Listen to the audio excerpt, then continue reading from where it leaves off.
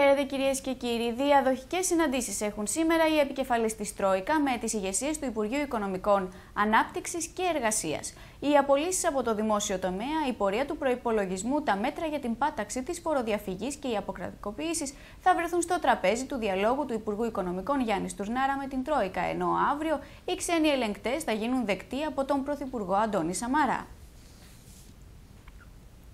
Να απαγώσει κάθε συζήτηση περί ανασχηματισμού επιχείρησε με τη σαφή δήλωση του Σίμου Κεδίκογλου το Μέγαρο Μαξίμου λίγες ώρες μετά τις αναφορές του Ευάγγελου Βενιζέλου για αλλαγές στο κυβερνητικό σχήμα. Δεν υπάρχει κανένα θέμα ανασχηματισμού. Τελεία και παύλα, διεμήνυσε ο κυβερνητικός εκπρόσωπος, ωστόσο τα σενάρια για αλλαγές στη σύνθεση του Υπουργικού Συμβουλίου αναφέρουν ότι επίκειται ανασχηματισμός, αλλά μετά την αποχώρηση της Τρόικα από την Αθήνα.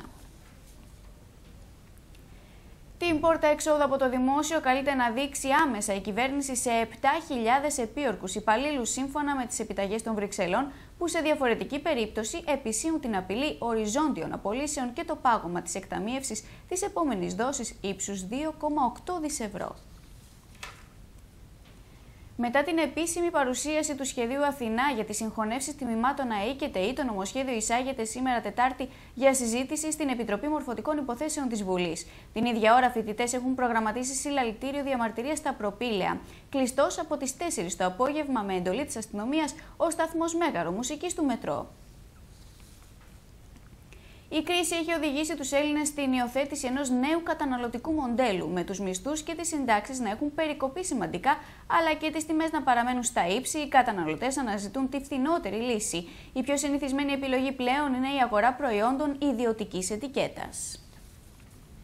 Στην διεθνή επικαιρότητα τώρα, 7ήμερο εθνικό πένθος κηρύχθηκε στη Βενεζουέλα που θρηνεί την απώλεια του Προέδρου Ούγκο Τσάβες. Η σωρός του θα τοποθετηθεί στο λόμπι της Στρατιωτικής Ακαδημίας στο Καράκας, προκειμένου να εκτεθεί σε λαϊκό προσκύνημα που θα αρχίσει την Τετάρτη. Το πρωί της Τετάρτης, η σωρός του Ούγκο Τσάβες μεταφέρθηκε από το στρατιωτικό νοσοκομείο όπου πέθανε στη Στρατιωτική Ακαδημία Λίκνο της Μπολιβαριανής Επανάστασης, ανέφερε ο Υπουργός Εξωτερικών, χωρίς να αποκαλύψει τη διαδρομή της πομπής.